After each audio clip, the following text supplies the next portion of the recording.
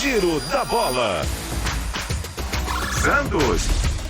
É hora do Santos. Vamos falar do Santos aqui com o Gustavo Soler. Ô, Soler, boa tarde. Tudo bem, Soler? Avisa sua mãe aí, Dona Di, que segunda-feira ela vai preparar um bolo de coco gelado e o Neto vai pagar. Ele vai perder a aposta, tá bom, Soler?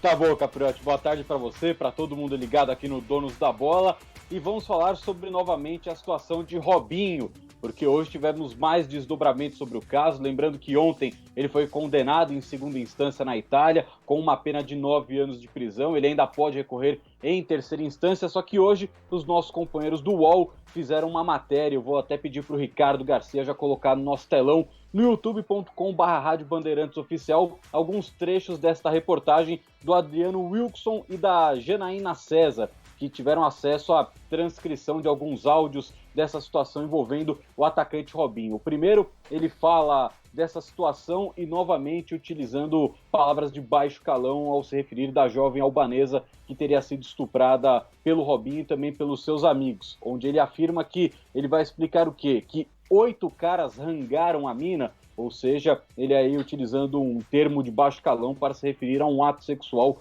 com esta jovem albanesa. O próprio Robinho também, depois numa conversa com um amigo, ele se mostra preocupado caso a jovem teve um filho, né, durante essa relação, esse estupro que ela teria sofrido na Itália. Então, de acordo com o próprio Robinho, a polícia não informou nada, ninguém sabe se existe algum filho, e aí eles ficam num bate-papo falando, se não existe um filho, não existe prova. Então, novamente, ele tentando se defender desta acusação, lembrando que ele foi condenado de segunda instância. E um último trecho que o Ricardo Garcia vai colocar pra gente é o Robinho falando para um amigo, para que ele não vá para a Itália, para que ele fique no Brasil, porque aí ele não correria risco de ser preso, ou seja, o Robinho tentando evitar aí um problema maior, né, ser preso. E aí a gente vai explicar isso porque o jurista Walter Maierovic, ele deu uma entrevista ontem para a CNN explicando toda essa situação envolvendo o caso do Robinho. Caso ele seja condenado em terceira instância,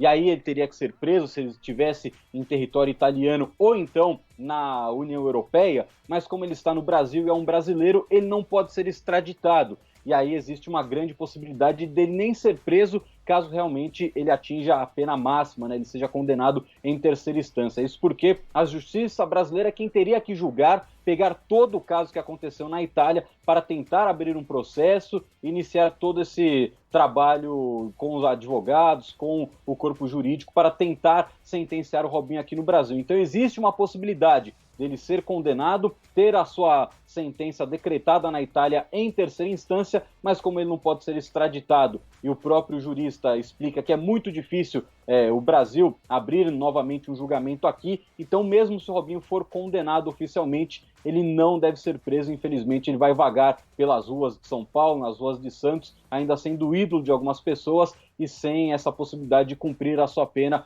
por ter estuprado e agredido sexualmente uma jovem albanesa que hoje tem 30 anos de idade. E agora falando a respeito do jogo deste domingo entre Flamengo e Santos, o Peixe que tem diversos desfalques para esta partida, então a tendência é que o técnico Cuca coloque uma equipe um pouco mista, né? Bem diferente daquilo que o torcedor está acostumado. O Caio Jorge até o momento não foi liberado da seleção sub-20, então a provável escalação do Santos tem John no gol, Pará na lateral direita, o Luiz Felipe na vaga do Lucas Veríssimo, que está suspenso, o Lampérez e Felipe Jonathan. O meio de campo deve contar com o Alisson jogando de primeiro volante, já que o Diego Pituca também está suspenso, junto com o Sandri e o Jobson. E aí, o trio de ataque tendo o Marinho, Lucas Braga e o Bruninho, o popular Bruno Marques na referência do ataque, atacante de 1,94 de altura. Capri.